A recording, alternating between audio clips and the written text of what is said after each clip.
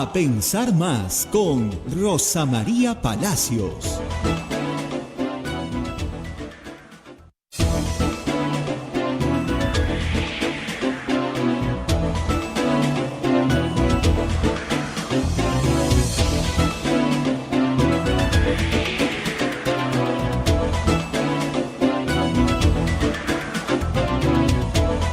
Señoras, señores, muy buenos días. Bienvenidos a Pensar Más con Rosa María Palacios desde Radio Santa Rosa para todo el Perú y el mundo.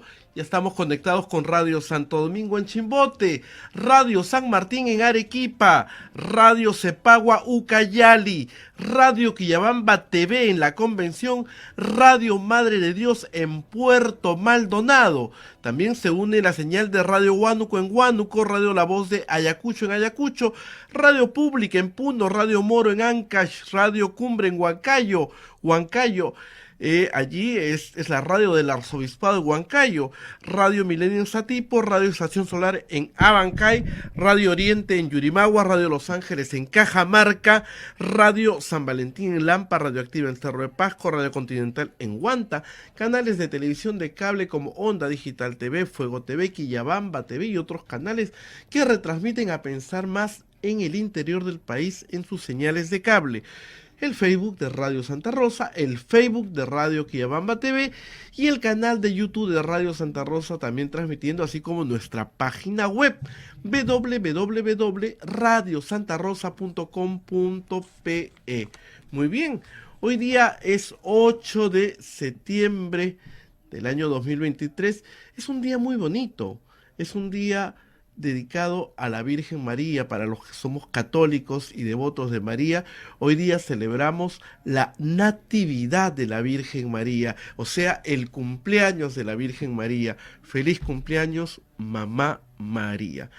De lo bonito tenemos que ir a lo terrible, grave, gravísimo. Ayer el Congreso de la República aprobó, con 84 votos, investigar a los miembros de la Junta Nacional de Justicia.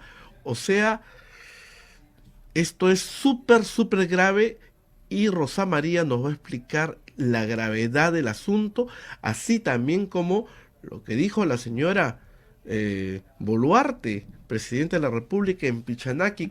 Entre los insultos, piedras y todo que le lanzaban, ella salió furiosa a protestar también por eso.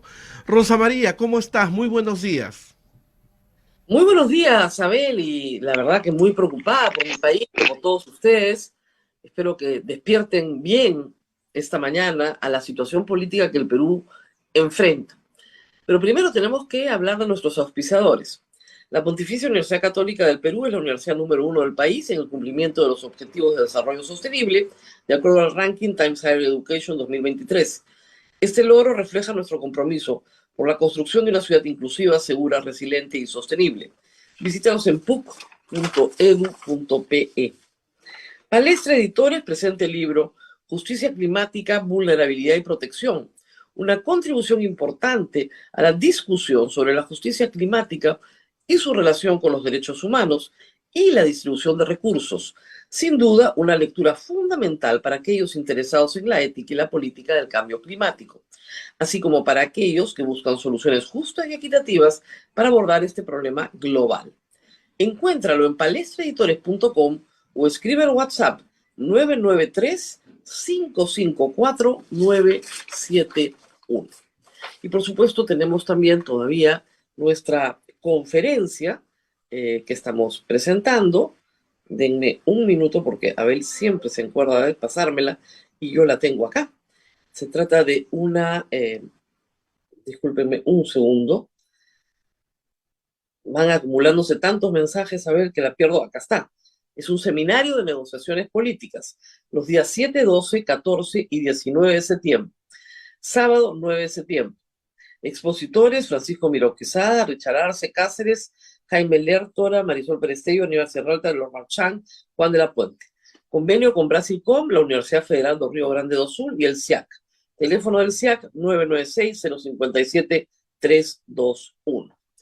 Y como siempre, les recordamos que ustedes pueden colaborar con este programa a través de una donación. Ahí capturan el QR con Yape o con Plin e inmediatamente hacen la donación.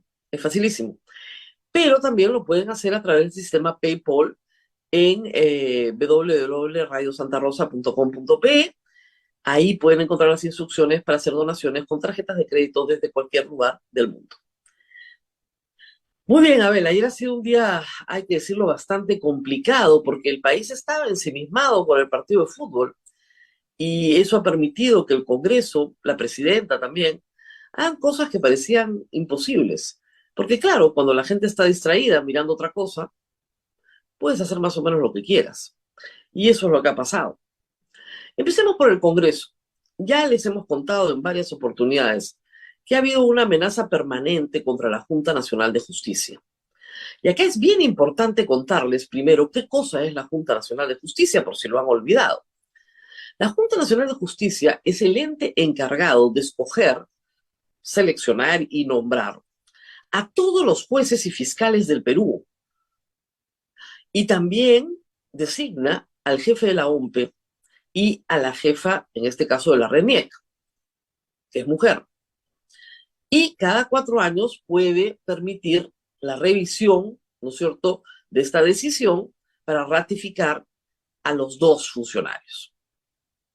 Es, por tanto, un puesto clave en la democracia, porque el órgano que selecciona a los jueces y a los fiscales tiene que tener independencia total del poder político. De esa manera no se politiza la justicia. De esa manera no se politiza la fiscalía. Lamentablemente, la Constitución de 1979 y la del 93 tuvieron la esperanza de que los jueces y fiscales se elijan a través de un consejo especial. Con la Constitución del 93 se decide que el Consejo Nacional de la Magistratura, así se llamaba, esté integrado por 7 a 9 miembros, normalmente fueron 7, elegidos por distintos grupos profesionales, universitarios e incluso, ¿no es cierto?, del sistema de justicia. Fue un desastre porque el Consejo Nacional de la Magistratura fue capturado por el poder político. Esa es la verdad. Capturado por el poder político para nombrar y remover jueces, capturado por el poder político para nombrar y sacar al jefe de la OMPE. Y esto no es nuevo. La movida de ayer en el Congreso es viejísima. Montesinos patentó el sistema. Si él controlaba el Consejo Nacional de la Magistratura, controlaba la Corte Suprema. Si él controlaba la Corte Suprema, controlaba el Jurado Nacional de Elecciones. Así de fácil. Y si controlaba el Congreso, controlaba el Tribunal Constitucional. Y así Montesinos fue como el salame que vas contando, el salchichón, que lo cortas por rebanaditas, capturando todos los poderes del Estado. A fines del 99 no existía un poder independiente, ninguno en el Perú. Todos fueron capturados en sus líneas matrices por Montesinos y Fujimori. Y cuando no podía capturarlos, destituía a sus miembros. Y ahí tienen el caso de los 3 magistrados del Tribunal Constitucional, destituidos ¿por quién? Por el Congreso. ¿Por qué razón? Por sus votos. Por sus votos. Igual que Zoraida Ábalos. Por sus votos. Por sus resoluciones. Hoy día en la mañana recordaba, tristemente, Marcos Cifuentes, y lo digo con mucha pena, que Enrique Chirino fue justamente el que acusa a los magistrados del Tribunal Constitucional. Luego se supo que Montesinos lo tenía prácticamente extorsionado con el juicio de uno de sus hermanos. Se supo después. Hoy su hija es la autora de estas propuestas, que lo único que quieren es destruir a la Junta Nacional de Justicia. En el año 2018, ustedes recordarán, ante el escándalo de los cuellos blancos, cuando el trío Telesup, Luna, acuérdense, manejaba el Consejo Nacional de la Magistratura y vendía los lugares. ¿Se acuerdan de la conversación de Walter Ríos? ¿Cuánto le voy a pedir a este? 10 verdecitos, muy bien. Vendían los sitios. El Congreso, con mayoría fujimorista, 73 entraron con Keiko Fujimori, destituyó por falta gravísima al Consejo Nacional de la Magistratura. Porque se probó con audios que vendían los puestos, los vendían los nombramientos. Y preguntaban estupideces en los concursos, claro. Los vendían y controlaban también el nombramiento del jefe de la OMPE, que fue otro escándalo. Y así logró, ojo, Telesub tener partido político, logró su inscripción, entre otros escándalos investigados, 2018. Entonces, ¿qué se hizo? Se dijo, bueno, miren, ese Congreso que era malo con ganas, se dijo, bueno, por lo menos tengamos una junta limpia.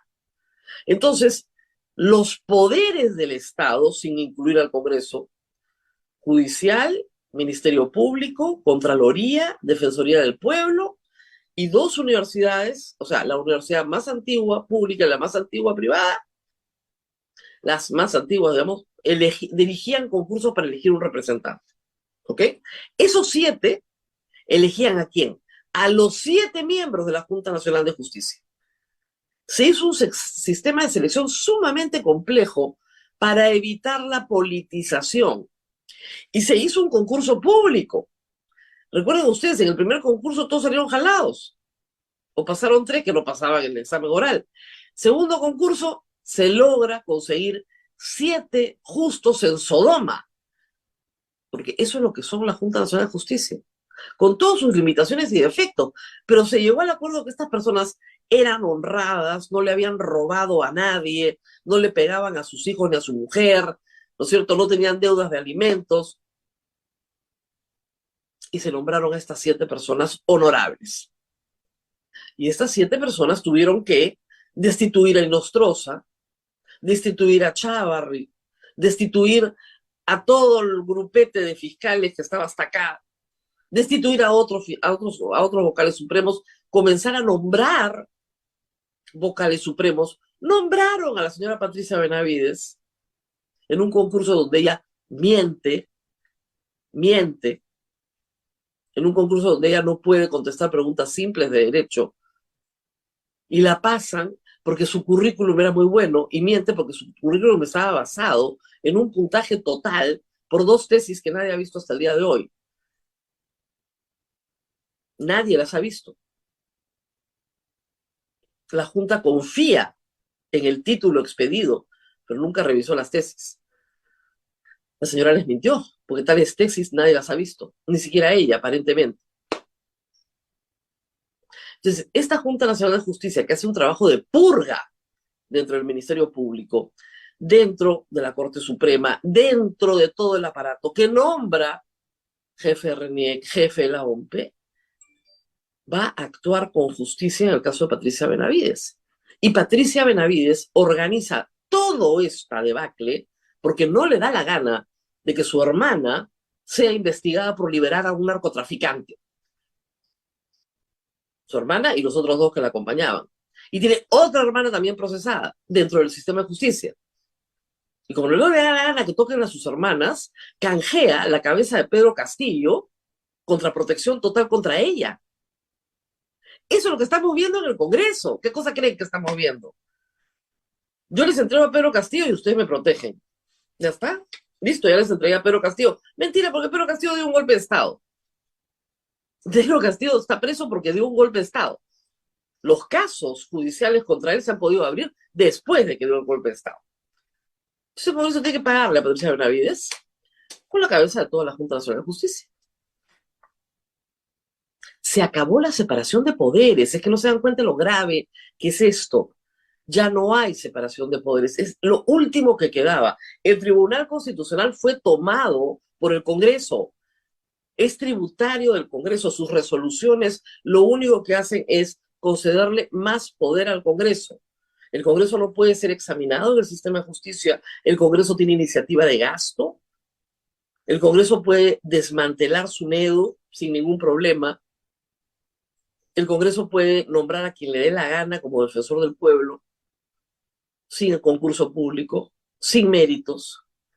Todo eso es garantía del Tribunal Constitucional. El Congreso puede modificar la Constitución por ley. Lo ha hecho ya 2 veces y se van por la tercera. Ese es el sistema jurídico que tenemos hoy en el Perú. Esa es la porquería que tenemos que enfrentar todos los días. Y ayer, ya con la moto encima de la Junta Nacional de Justicia, a quien parece nadie apoya, ¿no? Pocos somos los que salimos a decir esto es una barbaridad. Una barbaridad. Un proceso sumario de 14 días, sin ninguna falta grave, basada en un programa de Willax y un comunicado donde dicen que por favor respeten el Estado de Derecho, porque no lo respetan, pues. Volarse a Zoraida Ábalos es una falta de respeto al Estado de Derecho. Lo es. Lo tendrán que pagar. El problema es que faltan 3 años, pues, y no quieren irse. Y probablemente, como estamos viendo las cosas, el 2026 tampoco van a haber elecciones. ¿Qué elecciones van a haber con estos? Están tomando todos los poderes. Estamos camino a la perpetuación de este Congreso con esta presidenta, que es una presidenta títere, porque le sirve exactamente para lo que le da la gana a un Congreso que es controlado por 5 o 6 personas. ¿Qué personas controlan el Congreso? A ver, pongámonos de acuerdo. El Fujimorismo lo controla con su bancada, pero desde fuera, con Miki Torres y Lucho Galarreta, que son íntimos de Richard Acuña, que controla su bancada con su papá. Keiko, César Acuña, sus hijitos, Luis Valdés, que ayuda también, ese grupete controla el núcleo duro de 30 personas. Avanza, se suma, por supuesto, porque están en lo mismo. Y en algunas materias Podemos, por ejemplo, va por delante. Es una maravilla lo que les está pasando. Y no digamos la izquierda, que se suma también, por supuesto que se suma, porque el bloque magisterial les va a dar los votos para cualquier cosa, con tal de que los repongan a ellos. Su precio es más barato, digamos, ¿no? Es un precio chico. Reponga a mis maestros y ya estamos. Que no vamos a dar exámenes. Precio barato. Entonces, toda la plataforma de Pedro Castillo era eso, no había nada más. ¿Eh? Eso es lo que estamos viendo en el Perú. Ese grupito maneja toda la política peruana y no tienen ningún inconveniente en volarse el Estado de Derecho a su real gana, como lo hizo Montesinos en 1997. Exactamente igual. ¿Saben lo que pasó, no? Por si acaso les contamos. Fue el inicio del fin de Montesinos. Ahí parecía todopoderoso, 3 años después estaba huyendo y 4 años después estaba preso.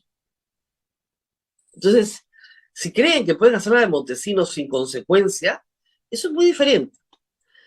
No sé si tenemos el comunicado de la Junta Nacional de Justicia, es un comunicado muy breve.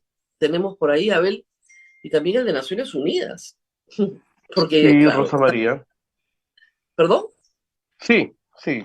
Cuando Pongamos el indiques. comunicado de la Junta Nacional de Justicia a toda pantalla para que lo lean, porque está claro, está bien claro, que la Junta asume que este es un proceso sumarísimo sin ninguna causa.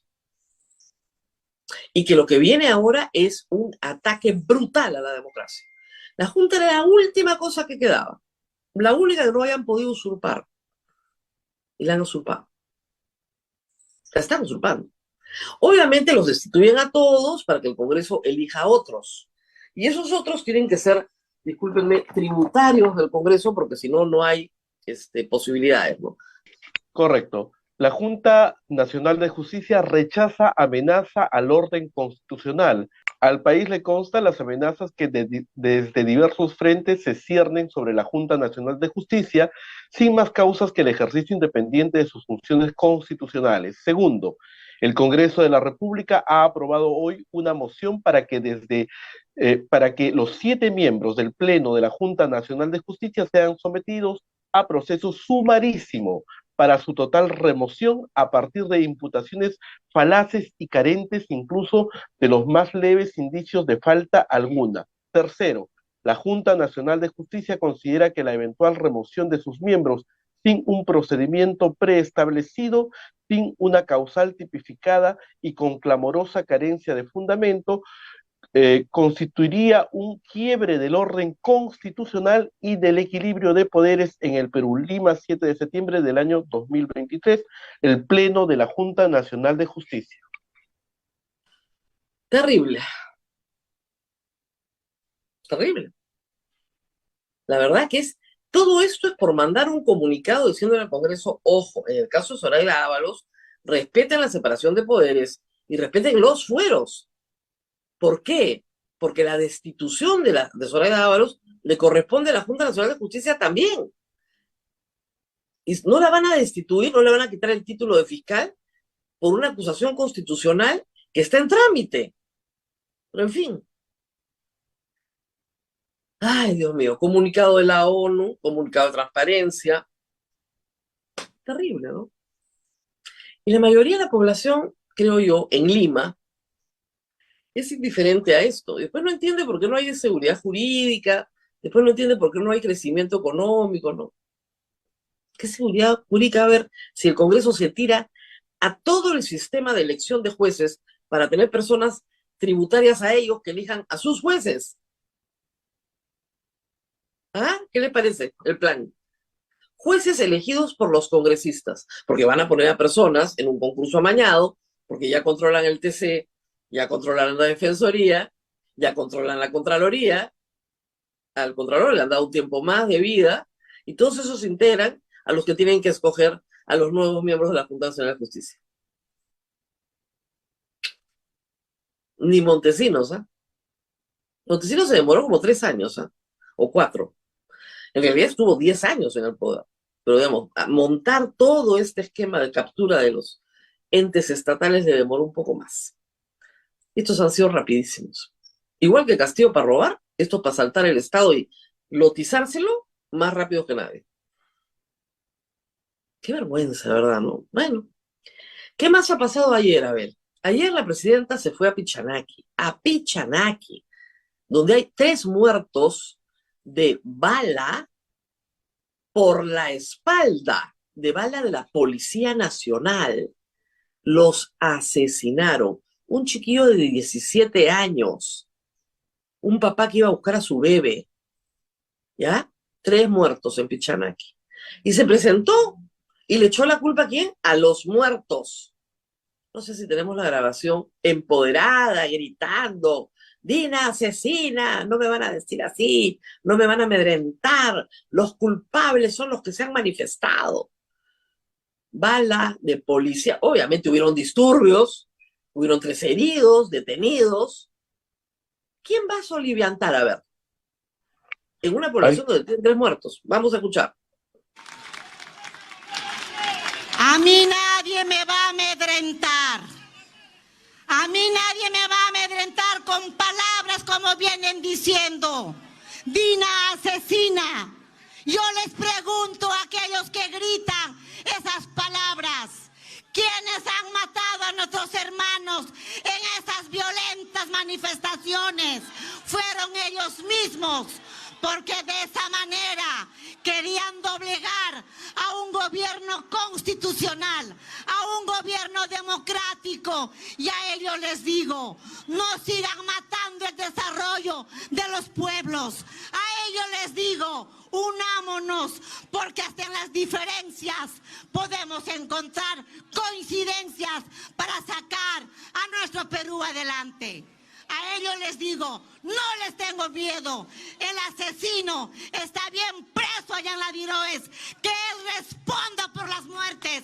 Dina va a responder al pueblo con obras, con trabajo, con decencia. Y en esta... El aplauso fue así, ¿eh? La gente estaba horrorizada. Otárola detrás, feliz, y la señora de seguridad mirando a todos lados para ver de dónde venía la piedra. ¿Cómo se le ocurre decir que ellos mismos se han matado? ¿Quién le va a creer? Por más que pegue de gritos, ahí tenemos imágenes de los disturbios, por más que pegue de gritos y le monten una portátil, obviamente. ¿Quién le va a creer eso? Que responda el que está preso. El preso es su jefe. Fue su ministra todo su gobierno hasta 15 días antes. Su jefe no metió bala. Su jefe dio un golpe de Estado y lo metieron preso, y bien preso está. Pero la bala la metió ella, y ella, que responda, no, responde ella. Ella está procesada en este momento por Patricia Benavides, claro, ya sabemos en qué va a terminar eso. Pero está procesada. por esa razón, en plena investigación. Quedan pocas ganas de hablar del Perú en algunas mañanas. Y bueno, ayer la cereza del queque, Barata habló. Barata habló a viva voz. Conocíamos lo que había dicho varias veces, porque hemos visto las grabaciones y hemos leído los textos, ¿no es cierto?, de las transcripciones, de todo lo que le dijo a los fiscales y a los abogados de las partes en Brasil varias veces. No es novedad que diga que le dieron plata de campaña a todos, a todos. Pero ayer pasó algo curioso desde el punto de vista procesal, y voy a explicarlo para que se entienda, porque hay gente que no me entiende. A ver, es raro que el fiscal le pregunte, en el caso Metro de Lima, a Barata, por los casos de donaciones de campaña. ¿No le llama la atención? Llama la atención, pues, ¿no? Y sería bueno que la fiscalía explique por qué, pero como no lo ha hecho en las últimas 24 horas, tendré que hacerlo yo. A ver, Barata está obligado a colaborar en 4 casos, nada más. Uno de esos casos es Metro de Lima. Un caso sólido, ¿eh? O sea, ahí se van presos de todas maneras, porque, a ver, Cuba y su grupete le encontraron a Cuba y a su grupete le encontraron plata en el banco de Andorra, donde Odebrecht tenía, ¿no es cierto?, el control del banco. Odebrecht les depositó y Cuba pidió 1 millón primero y 6,7 millones después, y se los pagaron y él los repartió entre un grupo de testaferros. Pobre gente, por idiota, su mujer, otros empleados de muy bajo rango en el MTC también dieron su nombre, les abrieron cuentas, la plata estaba ahí, ¿ok? Con lo cual la coima está probada, cohecho probado, y han estado la mayoría 3 años presos además. Muy bien, porque este es uno de los primeros casos que se inicia. Les dan prisión preventiva en el 2017, 3 años después salen en libertad porque cumplieron su prisión preventiva y recién se les está juzgando. Pero es un caso más o menos sólido. Ayer, durante esta exposición, de un caso, digamos, sólido, Barata le preguntan por las donaciones de campaña. Y dice, tenemos la grabación? A ver, ¿tenemos lo que dijo? Yo me acuerdo de Alan García, Keiko Fujimori, Ollanta Humala, Susana Villarán. ¿Cuánto para cada uno? Bueno, 1 millón, 3 millones, 1 millón, pero el resto no me acuerdo. Si usted me hubiera dicho que me iba a preguntar esto, le dice, me hubiera traído pues la relación. ¿Qué está tratando de hacer la fiscalía? Trasladar la prueba, es decir, la declaración de Barata en el juicio Metro de Lima sobre este tema, que no tiene nada que ver con este tema, que es las coimas en el gobierno de Alan García por el Metro de Lima. Luego van a trasladar esa declaración al juicio de Ollanta Humala, al juicio de Keiko Fujimori y al juicio de Susana Villarán. Porque esos juicios se están cayendo, porque no hay declaraciones. Esa es la razón por la cual lo han hecho declarar ayer. Pero como es amarro, Barata, entonces dice, no me acuerdo bien, esta plata sí, esta no. Le preguntan, oiga, ¿y la plata para Cuba era solo para él? Y dice, bueno, no lo sé, pero presumo que habían más personas detrás. Sin decir Alan García, ¿no? Alan García no pidió directamente, dice, pero presumo que Cuba tenía que darle a alguien más. No es novedad, pero es parte de una estrategia de la Fiscalía que está francamente desesperada porque los casos por donación de campaña se le están cayendo. Y se le están cayendo porque la única declaración que tiene es la de Barata y la de Marcelo Odebrecht. La de Marcelo Odebrecht ya no se va a poder dar. Y la de Barata probablemente tampoco, por disposición de la Corte Suprema de Brasil. Con lo cual va a colaborar en estos, en los 4, pero no va a colaborar en los demás. Por eso tienen que transportar la prueba. Dependerá del juez y los jueces si la aceptan o no. Pero eso es todo lo que hay. No hay más. Yo les di papeles. No, papeles no, porque todo sale de MyWebDay, Drowsiness, las agendas del señor Marcelo Odebrecht, que también son prueba prohibida ahora. Todo es prueba prohibida. Todo el caso de Odebrecht, todo lo obtenido por las delaciones es prueba prohibida en Brasil. Así están las cosas. Tremendo. Bueno, Abel, vamos a una pausa y regresamos con Ricardo Cuenca para hablar del otro tema, que es la educación peruana. las absolutas confusiones que han habido sobre este proyecto de ley y la reconsideración pedida, que no se va a dar, que no se va a dar. Pídese. Está soñando, Flor Pablo, que debió haber revisado bien pues antes de votar, ¿no? Igual que otros más. Pero igual iban a pasar ampliamente, porque acá, en el toma y daca en el que estamos, digamos, el bloque magisterial lo único que quiere es que le repongan a sus maestros. Y contra eso va a dar sus votos para lo que ustedes quieran. Para hacer a Keiko presidenta, o sea, lo que les pidan, no hay ningún problema. ¿Ok? A Soto le acaban de descubrir, encerrona un mega plagio, porque su tesis doctoral es plagiada, pero la de maestría es plagiada, y él se plagia a sí mismo en la doctoral, que la publica un año después de entregar la tesis de maestría. ¿Quién hace una tesis de doctorado en un año? Solamente Patricia Benavides, pues nadie más. Por Dios, no han pasado por una universidad para enterarse de lo que demora hacer una tesis doctoral.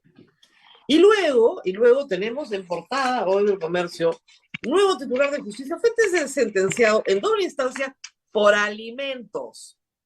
Ya, ese es el nivel. Pausa y volvemos. Vamos a la pausa, Rosa María, agradeciendo a Palestra Editores, el sello de Increíble. los buenos libros de derecho, que presenta a la comunidad jurídica su nueva colección Diálogos Europa-América, la cual busca visibilizar y fortalecer la construcción de un discurso común sobre el derecho entre Europa y América. Revisa los títulos disponibles en palestraeditores.com o escríbenos al WhatsApp 993-554971. Volvemos en breve con el exministro de Educación, Ricardo Cuenca. Continuamos con A Pensar Más con Rosa María Palacios, que ya está con nuestro invitado, el doctor Ricardo Cuenca, exministro de Educación. Adelante, Rosa María, por favor. Así es, estamos con Ricardo Cuenca para hablar de educación y para hablar del difícil momento que vive el Perú también, porque ha sido ministro de Estado y sabe perfectamente que lo que está pasando es muy duro para el país. Pero empecemos por la educación. Un proyecto de ley, yo he usado su hilo varias veces en este programa ayer y anteayer, y el programa que tengo en la República también para explicar qué pasó. Pero hablemos de quiénes son estos maestros interinos. ¿Quiénes son? ¿Y por qué son tan importantes para el bloque magisterial? Sí, buenos días, Rosa María, muchas gracias. Fíjese, los docentes interinos son una figura excepcional en la que el Estado peruano, para poder cumplir con el servicio educativo, allí donde no había un docente, contrataba a docentes que no tenían título pedagógico para que puedan desempeñarse como profesores. Eso fue una medida excepcional, producto de la ley de 1984, que es la ley del profesorado, y se mantuvo así durante mucho tiempo por, entre otras cosas, efectivamente el descuido del Estado. Como sabemos, la ley del 84 recién se reglamenta a mediados de los 90, cuando el gobierno de García estaba por salir. El gobierno de Fujimori no implementó finalmente la ley y entonces se quedó todo como medio en el aire, ¿no? Hasta que aparece la ley del 2012 que exige que todos tengan un título y que además tengan que entrar por un concurso, ¿no? Entonces, esa palabra de interinato quiere decir que es por un periodo corto hasta que se regularice, digamos, su situación. Para que quede claro, ¿estos interinos fueron nombrados? ¿Tenían nombramiento? No. No. No. Eran contratados como todos los contratados. Okay. Sí, lo que pasa es que en la ley del profesorado, los nombramientos, entre comillas, se hacían a partir de la presentación de una serie de expedientes, es decir, no había una evaluación de ingreso. Esa evaluación de ingreso empieza a aprobarse en el 2007 y luego en el 2012 ya de forma obligatoria, ¿no? Okay. Entonces, digamos, era una especie de nombramiento entre comillas, en efecto lo que había era un contrato con ellos. Pero sí tenían la plaza, es decir, no los podías remover. No, claro, no los podías remover. Ese es el tema central. Entonces, exacto, no los podías remover y tenías 14.000 en ese estado. Ahora, del 84 en adelante es posible que muchos hayan sacado título universitario, ¿verdad?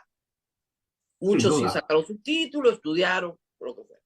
Pero tema central es que tenían que dar un examen para acceder al magisterio. Entonces, en el 2014 se les toma examen excepcional a todos los que habían ingresado por la modalidad interinato. Y solo pasan 500. Y solo pasan 500. 500 se presentan 5.000 de los 14.000, 5.000 y poco, y solo aprueban 500. Muy bien. Esos 500 ya tenían título pedagógico, ¿verdad? Sin duda, sin duda. Sin duda. Entonces esos 500 entraron bien con su concurso y su título pedagógico. Y al resto, ¿qué se le dijo? Tú no puedes hasta que no entres por concurso. Exacto. Postula. Porque la ley lo manda así. Postula y entra por concurso. Muchos deben haber entrado por concurso, es lo más probable. Ese es el punto, Rosa María, y es por eso que necesitamos urgente que el Ministerio de Educación, a partir de su Dirección de Técnicas y Normativas, que es como se llama la dirección responsable de las planillas de los profes, nos digan efectivamente cuántos docentes están en esa situación.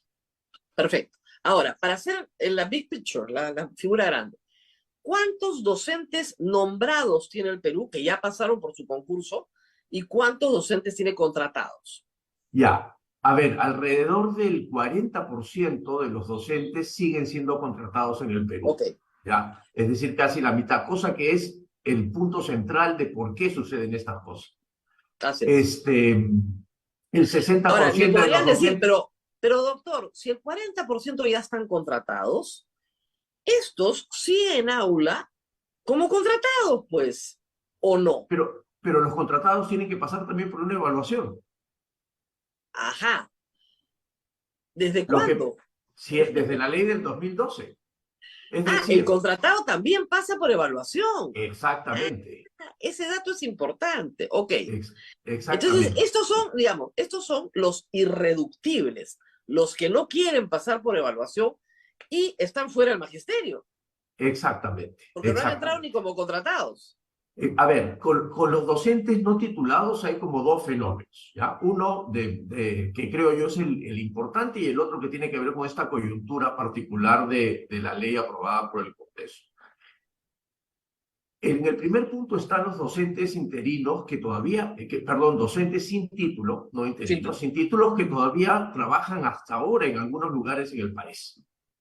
Porque la plaza no logra ser cubierta, sobre todo en las zonas muy pequeñitas, rurales, zonas de frontera, en donde hay pocos alumnos y la plaza pasa. La situación, nombramiento, no hay plaza. Contrato, evaluación para el contrato, no se adjudica la plaza. El director de la UGEL tiene 25 niños que tiene que atender en la escuela y entonces contrata en la tercera opción posible, digamos, el tercer mejor, al docente que haya tenido cierto nivel de práctica, pero que no tiene título. Eso debería ser excepcional. Eso ha ido avanzando en el tiempo. En los años 2000 teníamos 40% de docentes no titulados, ¿no es cierto? ¡Qué horror! Entonces, con el avance de la ley, con la meritocracia, empezó a regularse y organizarse mejor este proceso. Entonces, eso es una opción que debería ser excepcional, ¿no es cierto? Hoy estamos por el 85%. Ahora, ¿cuántos docentes no titulados hay? Actualmente, según el Ministerio de Educación, 16, 17%. ¿16% no tiene título? Sí, más o menos, 16 puntual. ¿Ah? Por eso necesitamos ir ordenando meritocráticamente el proceso y por eso la reforma no se puede partir, no se puede romper. Y a ver, ¿y qué es lo que busca esta disposición transitoria? ¿Que ese 16% sea nombrado? No, o bueno, fuera, pues por último eso es capaz de ir en mucha práctica trabajando, ¿no? Los que quieren que sean nombrados son los que se resistieron a la evaluación, para decirlo en corto. Ajá. Porque ¿qué es lo que pasa? Como bien mencionó, de los 14.000 que había en el año 2014, de todas maneras 5.000 tenían título, porque son los que se presentaron al concurso. Eso Claro, no hay duda. De esos 5.000, 500 entraron a la carrera y quedaron 4.500, que sabemos que eran interinos, que sabemos que tienen el título y que probablemente se siguieron presentando a los concursos más adelante o se resistieron al concurso. Pero quedaron los otros 9.000, que supuestamente no tienen título, que capaz han ido obteniendo su título en el camino, que no se han presentado a los concursos y que no sabemos si se van a presentar Claro, más y que adelante. pueden ser parte de ese 16% que todavía el Estado paga en zonas rurales a profesores sin título. Exactamente, exactamente. Claro, lo que pasa es que a la zona rural, de frontera, etcétera, nadie quiere ir. Por eso. Por eso es que era importante trabajar. A ver, este problema de los docentes interinos, como los directores, la reposición de directores, es un tema que empezó en el 2015. Claro. Cada comisión de educación de tanto en tanto y cada congresista quería, no sé, pues conciliar con algunos de sus votantes y entonces le decía, te prometo que te voy a hacer reposición. Y esto ha sido hasta cuando yo estuve en el ministerio. Hubo esta misma ley muy parecida que, por supuesto, porque nuestra responsabilidad era hacer trabajo político, cuando nos avisa el coordinador parlamentario, ministro, van a discutir la ley de nombramiento automático, inmediatamente llamas a la comisión, te presentas a la comisión, porque puedes hacerlo, y le dices, a ver, congresista, busquemos una solución, esto no es la medida, tal. Y entonces sacamos una que no nos alcanzó el tiempo, que era poder darle una bonificación particular, porque efectivamente tienen práctica, entonces das examen, eso es irrenunciable, pasas tu evaluación y te damos unos puntajes adicionales por trabajar en una zona compleja, de frontera. O sea, para ver el tamaño total del problema. Hoy en día tenemos, ¿ok? 60% de los profesores son nombrados con título y pasaron su concurso. La gran mayoría están en Lima, probablemente, ¿ok?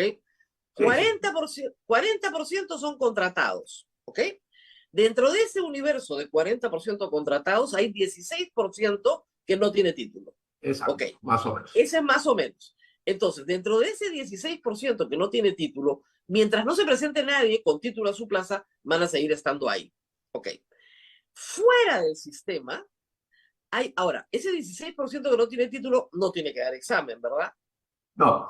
No, perfecto. Porque no puede, para empezar, porque no, en la ley te dice que el requisito básico es tener título y dar examen. Ok, entonces tenemos del 40% contratados, un grupo, el mayoritario, 24%, que ha dado examen, 16% que no lo ha dado, pero sí en el aula porque nadie lo puede sacar porque no hay quien vaya a sustituir. Ok. De ese 24% contratado, si quiere, se presenta a los concursos y obtiene su nombramiento. A lo largo de los años hemos hecho un esfuerzo enorme, porque usted me dice que en el 2000 el 60% no tenían título ni siquiera. O sea, es increíble que hoy el 60% esté nombrado con título. Muy bien. 40%, entonces la mayoría de los maestros sí quiere dar examen, eso está clarísimo. La mayoría de los maestros... Este año se han presentado 230.000 maestros para acceder a la carrera. La pregunta que nos tenemos que hacer, independientemente del título o no título, si se haya judicializado su interinato o no, es aquel que tiene su título pedagógico, ¿por qué quiere entrar sin concurso? Porque no puede pasar el examen, pues. Es evidente porque no puede pasarlo. Bueno, esa es la discusión que hay que dar. ¿No es cierto? No que si soy interino, no soy interino, que si son 2.000, que si son 4.000, que las cifras que sacan unos congresistas. No. Acá el asunto Ahora los congresistas dicen que son poquitísimos, que es un poquitito nomás de gente, que no son 14.000, son 2.000. Es rarísima toda esta historia. Porque estás hablando, a ver, para que la gente entienda, del 100% que tenemos, 60, ningún problema, nombrado, titulado. 24, contratado, dando examen. 16, no titulado, con el problema de que tiene que sacar el título, pero que está cubriendo una plaza que nadie puede cubrir. Y luego un universo que dice, yo quiero ser contratado, o peor, quiero ser nombrado, sin dar examen. ¿Por qué? Si todos los demás dan examen. Buena pregunta. Eso es. Ese es el punto. ¡Qué horror! Ahora, ¿por qué? Perdón, Rosa María, ¿sabe por qué? Porque, a ver, el principio básico, por lo menos conceptualmente, para poder sostener una carrera meritocrática, sea en educación, salud, poder judicial, policía, militar, cualquiera, es que la mayor cantidad de funcionarios estén dentro de la carrera para que efectivamente pueda haber una carrera. Claro, si no casi siempre de forma piramidal, con las primeras niveles más abajo, mucho más amplios que los que llegan más arriba, porque si no, el mérito no tiene, digamos, razón de ser. Precio. Ese es el punto principal, ¿no es cierto? ¿Qué es lo que tenemos que hacer para fortalecer nuestras reformas? Somos parte de los 3 países únicos en América Latina que tienen su carrera pública magisterial incluida en un enfoque meritocrático completo. Primero, ¿por qué es importante el enfoque meritocrático? No por sí mismo, sino que ese es el instrumento que tiene el Estado para poder ofrecer una garantía a las No, familias además, a ver, y decirle... las pruebas están ahí. O sea, las encuestas censales, para ver cómo los niños van aprendiendo, han ido mejorando del 2000 hasta la fecha conforme se han ido nombrando profesores. Pero hay una relación, ¿no?, muy clara entre nombramiento de profesores con título y mejora de los niños en los rendimientos. Y además por eso, porque esa es la herramienta del Estado, como digo, para garantizar y decirle a las familias, mire, yo le aseguro, le garantizo que ese profesor que está en el aula por lo menos tiene las habilidades básicas para poder trabajar. De caso contrario, yo no puedo garantizárselo. Lo mismo que con SUNEDU, ¿no es cierto? Si no te licencio, no te puedo garantizar como Estado que hay unas condiciones básicas de funcionamiento. Muy bien. Entonces la propuesta era, miren, que den el examen, pero como han trabajado entre el 84 y el 2014 algo, valoremos su trabajo y le demos una bonificación por los años trabajados. Exacto. Para que se incorporen en la escala, tal vez un poquito más arriba, no en el nivel 1, sino en el nivel 2, por ejemplo. Eso, porque además es responsabilidad del Estado que hayan pasado 30 años y que no haya hecho nada con ellos. Entonces, da tu examen, entra a tu primera escala, vas a tener una bonificación de unos puntos, a diferencia del que no tiene la experiencia que tienes tú de tantos años trabajando, pero no renunciemos a la meritocracia porque ese instrumento es importante para el Estado. En 2014 se cesa a estas 14.000 personas. Ese dato sí es real, se cesa, señores. Ustedes ya no pueden enseñar ni como contratado ni como nombrado. Chao. Esas personas, algunas judicializan, otras hacen lobby, pero esas personas lo que sostienen es que tenían un derecho fundamental al trabajo y que tenían estabilidad laboral y que les quitaron la estabilidad laboral. ¿Cómo se responde a eso? A ver, el plano jurídico se lo dejo a usted, que es la experta. El plano técnico-político lo intento responder de la siguiente manera.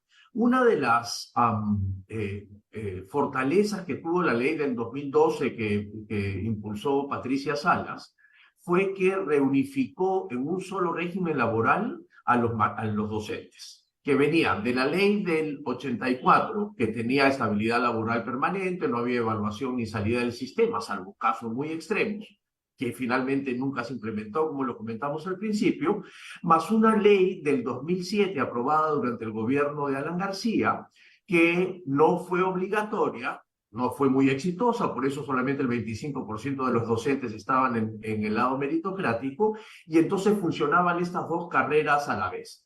Los meritocráticos, como se les llamaba, con un mejor sueldo y mejores condiciones de trabajo, pero los del profesorado con estabilidad laboral, menos sueldo, pero estabilidad laboral.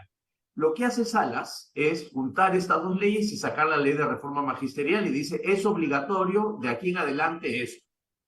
Se hacen las consultas, hay unos intentos de demanda en el Tribunal Constitucional, se falla a favor, la ley no vulnera derechos porque te permite reubicarte en las escalas, pero eso sí, tienes que tener título pedagógico y le da 2 años a aquellos que no tenían para que regularicen su título y puedan presentarse. Esos son esos 14.000. Ahora, siempre hay jueces que aceptan y tienen una interpretación distinta, pero digamos ese es el problema judicial. Claro. Entonces, ahora, ¿qué es lo que quiere hacer? Bueno, ¿qué es lo que ha aprobado? Porque están pidiendo una reconsideración, que yo creo que no la van a dar, que es la reincorporación, digamos, del remanente, ¿no? De todo lo que ya no está nombrado, pero ¿tienen que tener título o no? Tienen que tener título, título, eso sí. Por lo menos eso sí. Sí, porque ya sería demasiado. Ya. Aunque con este Congreso todo es posible, pero ya sería demasiado. Posible. No, al 16% sin título lo nombran mañana, no le quede dura. Porque además el argumento es, son profesores rurales. No son. Eso es el 16% que está. Ese es otro tema. Muy bien. Son profesores que quieren añadirse a la carrera, que no están trabajando hoy en el sector público, pueden estar en el sector privado, si es que los han contratado ahí, pero quieren entrar al sector público. Podrían ser bastante menos, ¿no es cierto? Podrían ser qué sé yo, los 5.000, digamos que sí tenían título y O un sea, poco más, 4.500 de todas maneras. de todas maneras, digamos. Si es que tienen interés, porque la gente se Por ahí muere, no quiere. envejece, Exacto. Se efectivamente, jubila, han pasado muchos se años. jubila, lo que fuera. Ok. Pero digamos que alrededor de 4.000 podría ser el universo. Podría ser, además de los otros 9.000, algunos habrán sacado su título también, ¿no es cierto? Exactamente. Puede ser bueno, pueden ser los 14.000 o puede ser un poco menos, ¿ya? Pero en todo caso, ahí está el beneficio. Claro, 10 años después de haber salido del sector público, ¿no? Y volver a entrar. ¿Eso le hace Exactamente. bien? ¿Eso le puede hacer algún bien a algún niño en el Perú? A ver, en principio no, ¿no es cierto? Porque la idea es, o sea, lo que tiene que tener claro es que esto tiene una racionalidad de reforma y de cambio. Yo estoy terminando un texto sobre la reforma docente del 2001 al 2021.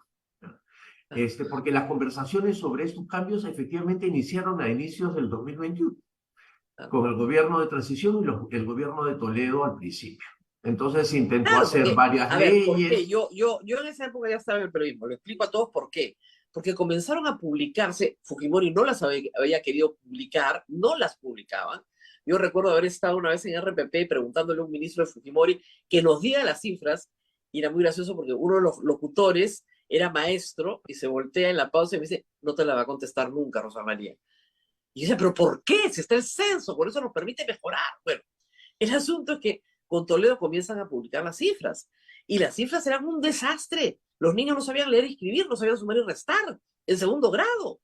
Entonces, ¿qué es esto? Ante esa desesperación, un grupo de educadores, el Consejo Nacional del Consejo, plantean reformas importantes. Y el centro de la reforma era meter buenos maestros a las clases. Ahí se Sin duda. cierran las normales, que no sirven para nada, las malas, se reorganiza el sistema de formación del profesorado, que fueron medidas muy importantes. Y por eso tenemos 60% nombrados hoy, y por eso los índices comenzaron a mejorar. Ahora no Y sabemos cuál es el lo que hay efecto que de la hacer, por pandemia, ¿no? eso, Pero claro, pero lo que hay que hacer es justamente seguir en esa senda, claro, fortalecer el asunto. Por ejemplo, recordaremos todos que al inicio del gobierno de Castillo se filtran las pruebas durante la gestión del ministro Gallardo, y entre otras cosas la discusión del ministerio era bajemos el nivel de exigencia del concurso de nombramiento para que hayan menos contratados y más nombrados. La idea, en el fondo, es que hayan más nombrados que contratados, no, claramente. claramente. La plata la hay, ¿no es cierto? El Vale tema lo es, mismo. exacto, el tema es que no puedes bajarle la valla porque si no vas renunciando a la idea de tener mejores maestros. Entonces, las propuestas eran, oye, más bien invierte en capacitarlos porque de todas maneras los vas a contratar si no entran para trabajar en el aula, invierte en eso para que puedan estar mejor preparados para las evaluaciones. Entonces, la salida tiene que ser siempre pensando, lamentablemente el bloque magisterial, como no es un partido, solo representa los intereses de un gremio, termina, y además con sangre Una en el ojo, pregunta, porque le acaban ya me dio retirando. curiosidad, nuestro expresidente Castillo, ¿estaba nombrado? Sí, Ah, pasó el examen. sí, sí. Bueno, si Castillo lo puede pasar, muchachos, yo de la verdad no lo veo tan difícil, ¿ah? O sea, la verdad, si estaba nombrado, vamos. No Hay, es tan hay una, difícil. hay una cuestión medio cultural, no sé cómo llamarla, la verdad estoy tratando de elaborar mejor la idea, que tiene que ver, lo mismo pasa con las universidades no licenciadas, lo mismo pasa con los profesores que no quieren atravesar el concurso, que están como agazapados esperando la oportunidad para poder ir por un atajo siempre. Claro. Hay una cultura del atajo en este país, ¿no es cierto? En lugar de esforzarme, ir, tratar de cumplir con las normas, lo mismo que hago para darme la vuelta rompiendo la ley de tránsito o un semáforo es lo mismo, ¿no es cierto? Están las universidades esperando que llegue un congreso que me permita relajar su NEDU y entonces ahí voy a tener mi oportunidad sin moverme 1 milímetro para poder obtener licenciamiento. Ahí estoy esperando que salga una ley de nombramiento para que me nombren automáticamente. Hay una cultura del atajo, no sé cómo llamarla, en el país que creo que deberíamos discutir a Es como profundidad. yo digo, un poco como lo de las AFPs, a mí pueden no gustarme, ¿no? Pero están todos esperando a ver cuándo me das un poco de plata. Y tú dices, oye, pero ¿y para tu jubilación qué va a haber? No sé, pero si hay un atajito para que chapar la plata, me la chapo ahorita. Entonces, sí, hay una cultura de aquí y ahora, y dame algo para poder, dame algo, pues, porque a todo el mundo le toca algo el Estado, a mí no me toca nada. A ver qué me toca el Estado. Muy bien, entonces, la ley esta se aprueba, pero sí es interesante porque lo que dice el encabezado de la ley y lo que dice el texto de la ley no es lo que dice la disposición transitoria. Eso lo ha explicado Flor Pablo. Qué pena que la hayan madrugado, no debieron haberla madrugado, ha debido estar más mosca, más zapa, ella y todos los demás. Eso es un error, tú no puedes votar a ciegas. Tienes que decir, un momentito, señor, cuarto intermedio hasta que podamos leer la ley. ¿Por qué? Exactamente, porque para que nos entiendan, a mí casi me pasa con una. Claro. Entre que la aprueban en la comisión y la pasan a la agenda del pleno para votarla, puede pasar casi cualquier cosa. No, hay un congresista dice cuestión de orden. O sea, hasta que a mí no me den el texto que voy a votar en No la voto. mano, yo no voto nada, porque me tienen Exacto. que dar el texto. Yo no sé qué le han metido en el camino, señor. No entiendo nada, denme el texto completo. Si no Es me dan el más, texto completo, no voto. es más, el mismo día de la votación hay la posibilidad que un congresista pida la palabra y pida cambiar un artículo Por y eso. entonces se tiene que volver a leer, ¿no es cierto? No, además tú dices, señor, con cargo a redacción, pero dígame exactamente cuál es la redacción, el sentido de la redacción. Entonces les meten una disposición transitoria en un proyecto que trataba de encontrar una solución como la planteada, es decir, que concursen, que den examen y se les valora sus años de servicio y pueden entrar a un escalafón más alto, bestial. Y en la dispositora dicen, por esta única vez, todos entran automático. Entonces, ¿para qué sirve la ley? Si esta va a ser la única vez, además. O sea, es absurdo. Ahora, es más grave aún, porque ni siquiera ese es el problema. Imaginémonos que la presidenta Boluarte y la ministra Ponce deciden observar la ley, hacen un trabajo, porque la observación de la ley funciona hacia una estrategia para que no se vote por insistencia, porque si no es solo nominal, ¿no es cierto? Ok, imaginémonos que pasa todo eso. El peligro está en la otra ley, que es la ley que se ha aprobado en la Comisión de Presupuestos, si no me equivoco, en la que se trata de incorporar a los 200.000 contratados de manera automática, ¿no es cierto? Y que ha recibido una reconsideración a solicitud de la congresista Pablo, porque esa ley, siendo de educación, no pasó por la Comisión de Educación. Así es. Ahora, entonces, ¿cómo que 200.000 contratados? ¿No son 40%? ¿Cuántos maestros tiene el Perú? Entre servicio público y privado son como 500.000. En el servicio público como 380.000, 400.000. Ya, pero me ha dicho que el 60% ya está nombrado. Claro, pero de ese 40% que no está ese año no nombrado, pueden ser más profesores. Lo que pasa es que las plazas son del 40%. Claro. Entonces, en total son como 200.000, ¿no? 200.000 que quieren entrar porque tienen título, aunque no tengan plaza. Exacto. Aunque no tengan plaza. O sea, yo me gradué de educación en la universidad, Estado, dame trabajo. Exacto. Y además, si yo me gradué de abogada y me paro con mi título y digo, Estado, me tienes que dar trabajo. Claro. Ahora, han puesto una letra chiquita diciendo que tienes que haber trabajado como un contrato por 3 años, digamos, han suavizado un poco el asunto. Esa es la ley peligrosa. ¿Por qué? Porque si se aprueba esa ley, no importa que seas interino o no seas interino, que hayas tenido título, ya entras. Ya no estamos hablando de un universo potencial de 14.000, estamos hablando de un universo total, de todo, del 40% de contratados, más extras, porque toda persona con un título que sale de la universidad que dice educación, tiene que ser contratada por el Estado peruano. Tienen que haber pasado por lo menos por un número de veces de contratos. Claro, pero el tema... soy contratado por el Estado peruano. Pero el tema... O sea, así cualquiera, o sea, todos los abogados, todos los ingenieros, todos los médicos, salimos de la universidad, nos presentamos y nos tienen que contratar el Estado peruano. El tema es que otra vez hay un atajo, ¿ves? Otra cultura del atajo. No sé cuáles son los argumentos, o sea, no hay argumentos claros, digamos. ¿Qué pasa con ese 60% que se ha estudiado para su examen? ¿Qué le estás diciendo? Y que todos los años se presenta. este año fueron 230.000 que se quisieron presentar del total, ¿no es cierto? Porque quieren ganar una plaza. ¿Cuántos han pasado ese concurso? Todavía no estamos con los resultados. Pero entonces... Todavía no se ha dado la prueba. No. Ok, ojalá se dé. No. Ya. Entonces, a ver, a lo que yo voy, más allá de marearnos con los números o todos, es que nuevamente necesitamos fortalecer este proceso, no interrumpirlo. Necesitamos tener a los mejores maestros en las aulas. La mejor manera posible hasta este momento es que pasen por un proceso de evaluación. Capaz, en el futuro nos inventamos nuevos mecanismos para tener certeza que esos son los mejores. Lo que pasa es que, a ver, para que se entienda, para que la educación mejore, son procesos largos, 20 años.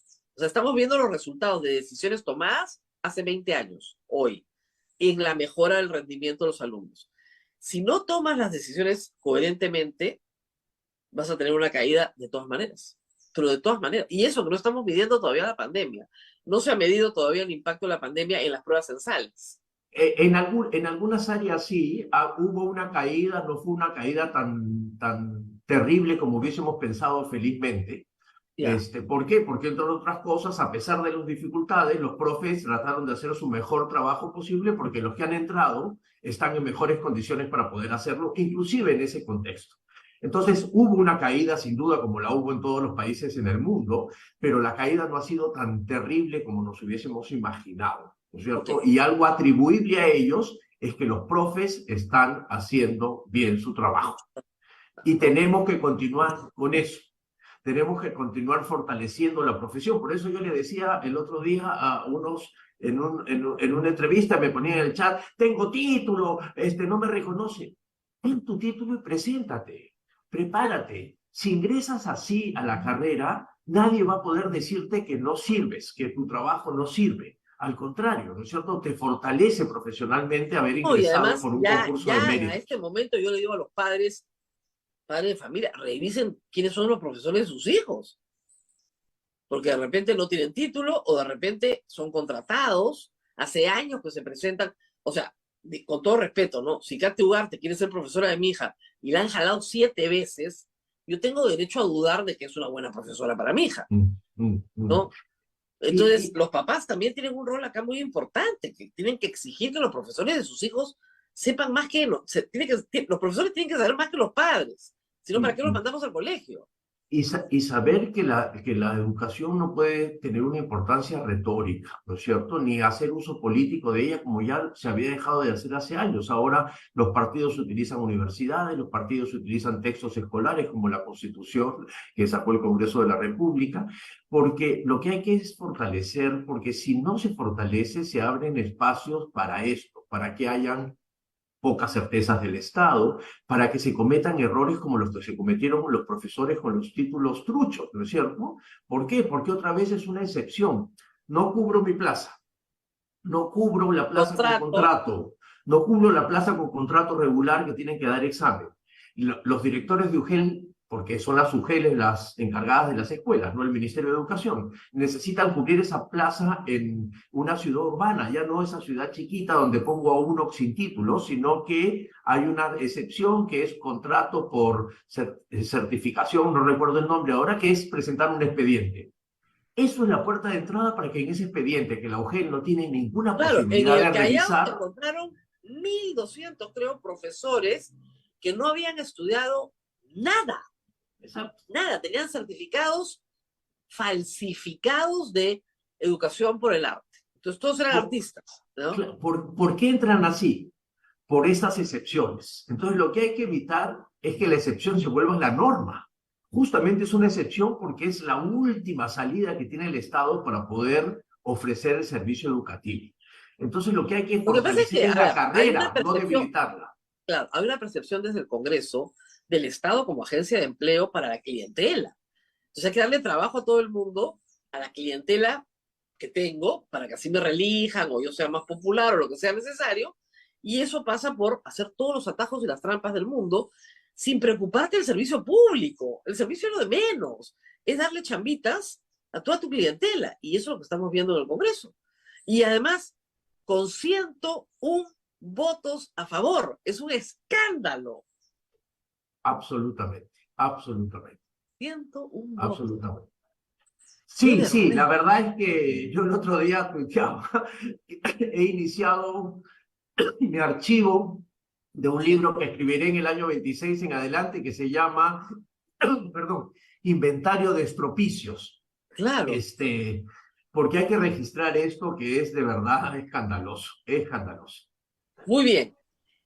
Si hay que salir de este enredo, se está pidiendo una reconsideración. Supongamos que hay un conjunto de congresistas que dicen, sí, qué horror, nos estafaron, no vimos lo que estábamos votando.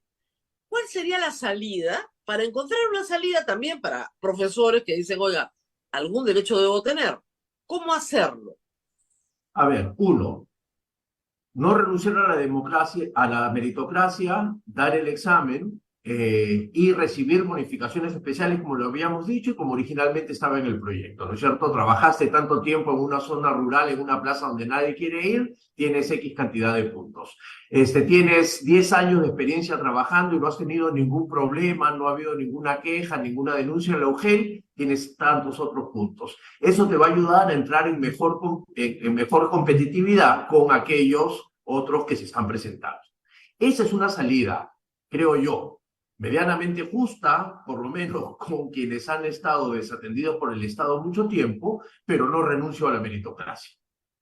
Porque esa es la defensa que hay que hacer, ¿no es cierto? Entonces, ojalá el Congreso, ojalá el Ejecutivo, a ver, en un ataque de esperanza, más o menos, ¿no es cierto?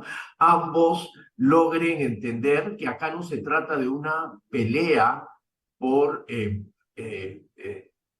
grupos en particular, ¿no? Se trata de una pelea por la educación, por tener una mejor educación. Estamos en el camino, ya se destruyó la reforma universitaria, no destruyamos la reforma docente, porque si no nos vamos a no solo retroceder, sino quedar sin ninguna base, ¿no es cierto? Y el libro Inventario de Estropicios va a ser, empecemos de cero, más o menos, a partir del año 26. Ahora, hablando de, no puedo dejar de hablar de la Universidad Peruana, el congresista Balcázar, el que cree en el matrimonio infantil y es presidente de la Comisión de Educación, ya presentó una norma para que las licencias sean perpetuas.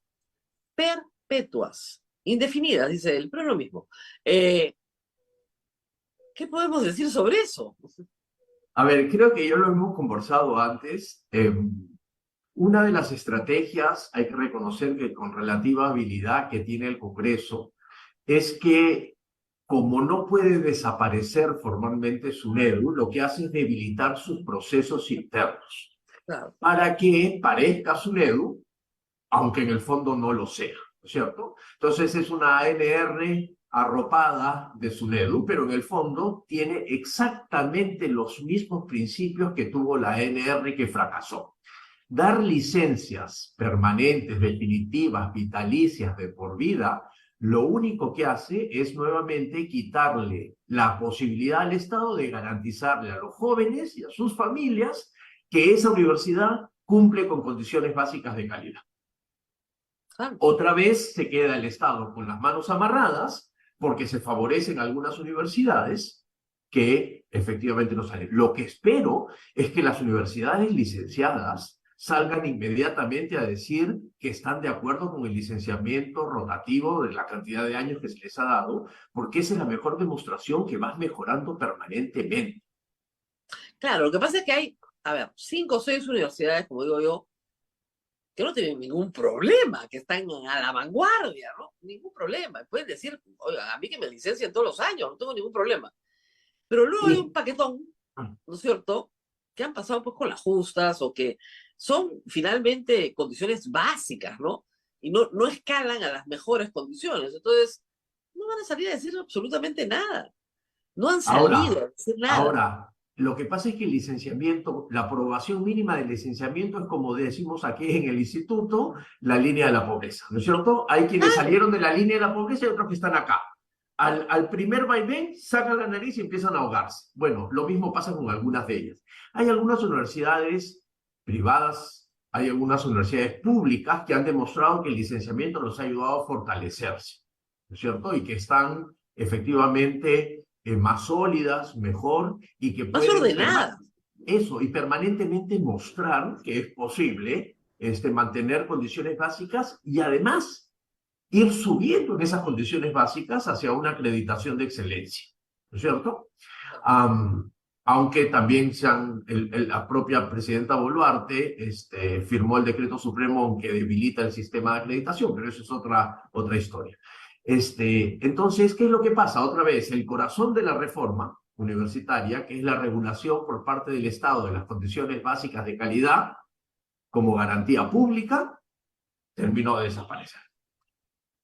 Lo único que falta, grabemos esto, ojalá me equivoque, es que se modifique el reglamento de condiciones básicas y se relajen esas condiciones. Eso es lo único que falta y ahí sí, chao. Vamos a la Universidad de Garaje, a la Universidad Chifa y ya estábamos, perfecto. Todos felices, ¿ah? Todos felices. Ahora bien, esto no se da entre un contexto, digamos, no se da en la nada, ¿no? O sea, este ataque a la educación, este ataque a la SUNEDU, no se da en la nada, se da un contexto político bien claro en el cual el Congreso está estableciendo una dictadura parlamentaria donde la presidenta de la República no puede observar nada, saca a la ministra de Educación, apenas ella dice, por favor, no perdamos la meritocracia, y no es que la ministra fuera muy liberal, era una ministra conservadora, ¿no? La saca. ¿Qué es lo siguiente que falta? ¿Que se tire en el currículo nacional? ¿Qué más falta? El currículo, ¿no? El currículo. El Perú inició durante el siglo XXI 3 procesos de reforma, desde el 2001. La reforma universitaria, la reforma docente y la reforma curricular. La reforma curricular tuvo 2 cosas que son bien importantes. Una primera fue un cambio en la técnica, que no vamos a hablar de ello porque es una cosa que además es súper especializada, que tiene que ver de objetivos a competencias, etcétera, etcétera. Exactamente. Criticado o no, hay un cambio en la técnica. Pero el cambio más importante que tuvo fue la incorporación de asuntos, entre comillas, no tradicionales, disciplinarios en el currículo, como lo hacen la mayoría de los países. Incluir el enfoque de género, incluir la formación ciudadana, incluir la idea de la memoria histórica, que son cosas que siempre han estado asediadas también, ¿no es cierto? Acordémonos que en el 2017, Padres en Acción, la ONG que representaba el movimiento Con mis hijos no te metas, judicializó el currículo para que se retire el enfoque de género. Finalmente terminó la Corte Suprema dándole la razón al Estado y el enfoque de género continúa. Lo sí, que va a ahí venir es eso. los niños no se han vuelto homosexuales, ¿ah? Por si acaso. 6 Bueno, años después. Todo eso va a empezar ya empezaron a debilitarlo, ¿no es cierto? La ley que los padres pueden decidir los contenidos de los materiales educativos. Que además, ojo, quisiera hablar de eso un segundo, ¿no? Dijeron que iban a haber colectivos de padres en cada escuela con participación. Nadie ha visto a esos padres participar en ninguna elaboración de ningún texto escolar. Ni lo habrá. Porque nadie quiere participar, ningún padre quiere participar en eso, todos tenemos trabajo, para eso mandamos a nuestros hijos al colegio. Además, porque es logísticamente imposible elaborar un texto escolar de esa manera. No se puede, para empezar. Un texto escolar se elabora en año y medio para que pueda ser publicado, por eso los años impares, en los años pares se van publicando o republicando. Es decir, es un sistema muy complejo que, dicho sea de paso, funciona relativamente mejor y mejorando desde los años 90 acá que se empezó con la política de dotación de textos escolares. Entonces, bueno, entonces lo que viene es la debilitación del currículo,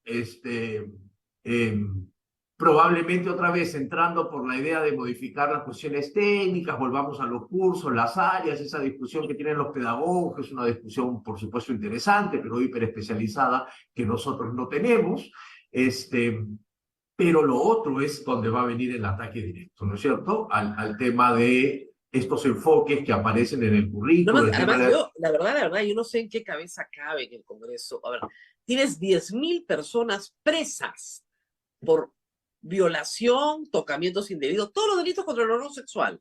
10.000 presos que podrían estar en libertad si hubieran tenido una buena educación. Si hubieran tenido una buena educación, preventivamente, no serían unos violadores. 10.000 personas que lo único que necesitan es trabajo en la escuela, porque en la casa, lamentablemente, suceden las violaciones. ¿En qué cabeza cabe que en el colegio no se traten estos temas cuando tienes a miles de niñas acosadas sexualmente en sus casas? Por eso la educación sexual es importante, porque la educación sexual integral no solo te hace saber de la manera más correcta posible qué pasa con la sexualidad, sino que se trabajan cosas que tienen que ver directamente con lo que acaba de decir, que es, por ejemplo, trabajar masculinidades sanas. Es decir, respeto, enseñarles a respetar. mínimamente, ¿no es cierto? Mínimamente, respeto se aprende en el aula. Hace poco vimos el caso de estos adolescentes púberes que habían con inteligencia artificial cambiado la cara de sus compañeras con el cuerpo desnudo que habían obtenido en internet, ¿no? Y por supuesto vinieron las sanciones, los padres se quejaron como es natural, las chicas tenían una vergüenza enorme, recibieron atención psicológica en el colegio, los muchachos fueron sancionados. Y yo decía en ese momento que necesitamos educación sexual integral porque eso no se puede quedar en el castigo. Claro. Porque tenemos que aprender de ese castigo y utilizar el error, como se dice en educación, de forma positiva para poder fortalecer las cosas y decirles, mira, esto no es correcto. Vas a tener una sanción, vas a tener un castigo, pero veamos qué es lo que tenemos que hacer para que esto no vuelva a suceder, porque de lo contrario el castigo no va a solucionar el problema. Claro. Para que no vuelva a suceder en ningún colegio. O sea, exacto. Claro, pero lamentablemente creo que eso también lo vamos a perder y por eso se pierde todo. El 2026 está un poco lejos y hay el temor de que ni siquiera tengamos a estas alturas el 2026, porque nadie captura el poder de la forma en la que se está capturando hoy para pasar por elecciones. Sin duda, la precarización que la que estamos viviendo ha llegado a un nivel tal que decía hace un momento que en el Perú el régimen no democrático está disfrazado de democracia. ¿No es cierto? Hay una formalidad democrática, pero las formas se han perdido absolutamente y las normas absolutamente. Y por lo tanto, creo que estamos en una situación de quiebre institucional muy fuerte. Lo de la Junta Nacional de Justicia, yo digo, ya es el último clavo en el ataúd. Muy bien, Abel, ¿alguna pregunta a los maestros, por favor? El tema del examen, Rosa María, ayer escuchaba al exministro Lynch y también hay varias personas que dicen que el examen no es apropiado, no es el adecuado. ¿El examen que se aplica a los maestros es el apropiado, el adecuado, de acuerdo a nuestra realidad? Yo creo que sí, y si no lo es, hay que mejorarlo. La solución no es eliminarlo. Claro. Sí, se discutía mucho para el nombramiento de que el examen tenía que ser en aula, que no era solo conocimientos, que los conocimientos se ponían aquí, pero que la verdadera evaluación era en el aula. Entonces se dijo, bueno, que una parte de la evaluación sea en aula. Y de hecho se hace en aula, ¿verdad? De hecho, la evaluación de ingreso en el Perú a la carrera, al nombramiento, tiene dos fases. La primera fase que se llama PUN, Prueba Única Nacional, en donde los maestros dan una prueba escrita de conocimientos de algunas áreas disciplinares y conocimientos pedagógicos. Si pasan un puntaje mínimo de esa prueba, pasan a la segunda fase, que es en el colegio donde van a tener la plaza, dan una clase modelo, tienen una entrevista, hay una veeduría del sindicato, de los padres de familia, participan otros pares, el director de la escuela, y si pasan esa segunda evaluación, obtienen su plaza. ¿Cómo será de ordenado el proceso? Que el SUTEP está de acuerdo con ello. Claro, y participa. Defiende la meritocracia y participa, porque saben que esto en el fondo fortalece la profesión. Claro. Entonces yo no estoy de acuerdo, probablemente el examen no es el mejor, seguramente, pero la solución no es eliminarlo. La solución es tener un mejor examen. Así es. Muy bien, a ver, se nos fue el tiempo y es viernes además. Así es. Nos tenemos que ir. Muchísimas gracias a Ricardo Cuenca por haber estado con nosotros esta mañana, ex ministro de Educación y experto en estos temas. Nosotros nos tenemos que despedir, pero no se preocupe, vamos a seguir peleando. Y a cualquier convocatoria avísenme, yo salgo a la calle el día que ustedes quieran. Pero organícense, pues. Tampoco los voy a organizar yo. Salgamos a la calle. Ya tampoco los voy a organizar yo, ¿no? Y es siendo hora que se vayan despertando. Yo en la mañana les decía, por favor, despiértense. Nos estamos quedando sin democracia. Lo poquito que nos queda se está yendo por el caño. Estamos entrando directamente en una dictadura parlamentaria con una presidente títere, ¿no es cierto? Secuestrada, porque, claro, le metió bala a la gente y ahora no sabe qué hacer. Esa es la situación del Perú en este momento. Entonces, o se despiertan un poquito y se despabilan, o si no, mañana se quedan sin nada. Sin educación, sin salud, sin nada. Acá todo el mundo se levanta lo que pueda. Muy bien, nos tenemos que ir. Muchas gracias. Hasta el lunes. Hasta el lunes. Chao, Rosa María. Feliz fin de semana para todos. Chao. Hasta aquí, A Pensar Más con Rosa María Palacios.